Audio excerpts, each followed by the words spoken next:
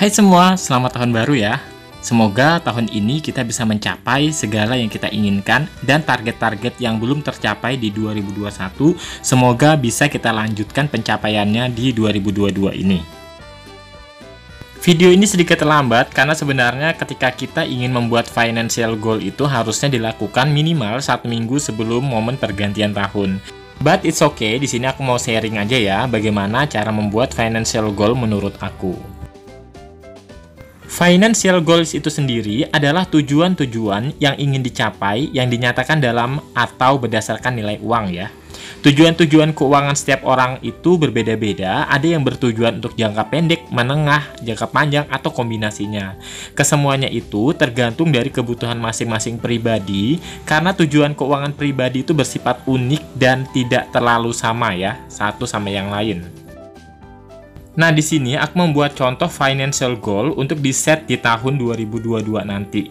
Yang pertama itu menyiapkan dana darurat minimal 3 bulan ya.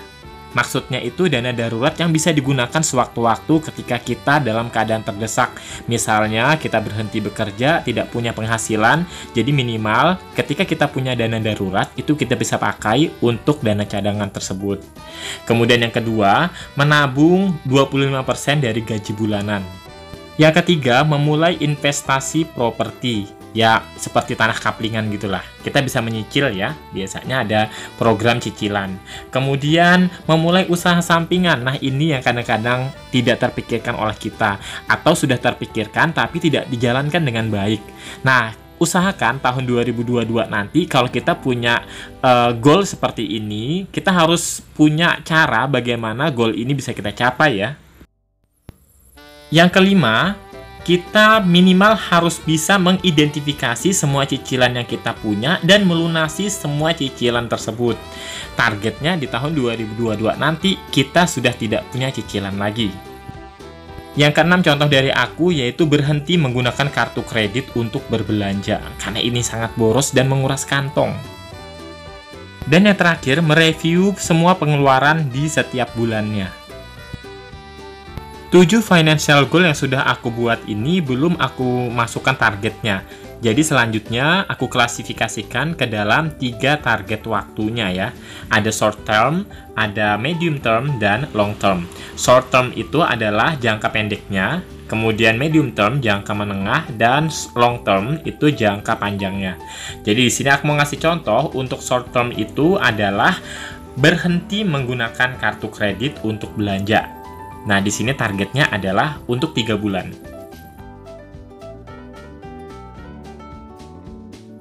Untuk target, bisa kita atur sesuai dengan kebutuhannya ya. Selanjutnya, untuk medium term atau jangka menengah, di sini aku tulis memiliki dana darurat atau tabungan dana darurat minimal untuk 6 bulan.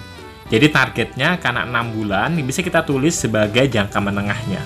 Yang perlu diingat dalam ngeset goal itu adalah kita harus membuatnya yang realistis dan dapat dicapai. Atau maksudnya adalah jangan membuat goal yang sulit untuk kita capai, jadi kita harus sesuaikan juga goals yang diinginkan dengan kemampuan yang kita miliki. Kemudian untuk jangka panjangnya, aku di sini menuliskan contoh, misalnya memiliki investasi tanah. Dalam hal ini aku contohkan tanah kaplingan ya. Untuk investasi tanah ini, kita mulai dari tahun ini, jadi targetnya selesai untuk 3 tahun ke depan, dan dimulai dari tahun ini. Setelah kita mendata dan mengklasifikasikan goal kita, selanjutnya kita harus bisa mengidentifikasi habit atau kebiasaan yang bisa mendukung untuk tercapainya target atau goal tersebut. Di sini aku buat beberapa habit yang bisa mendukung kesuksesan financial goal kamu ya.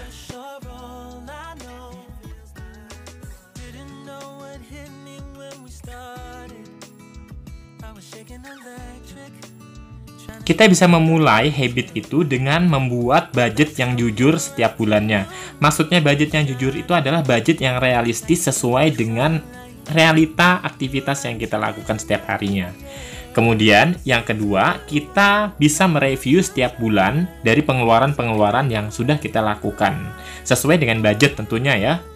Kemudian yang ketiga, kita bisa memberikan waktu jeda kepada diri kita minimal 48 jam atau 2 hari sebelum kita membeli suatu barang yang bersifat keinginan. Ini bertujuan agar kita terhindar dari membeli sesuatu yang bersifat keinginan yang tidak kita perlukan sebenarnya. Jadi, ini untuk menghindari agar kita tidak boros. Sebenarnya 3 habit inilah yang kita perlukan dalam menjalankan finansial kita setiap tahunnya atau setiap harinya. Dari 3 kata kunci habit ini, insya Allah semuanya akan bisa berjalan dengan baik ketika kita bisa komitmen terhadapnya.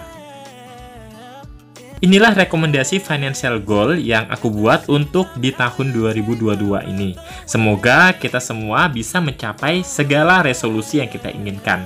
Sampai di sini video kali ini, semoga bermanfaat. Sampai jumpa di video berikutnya. Bye!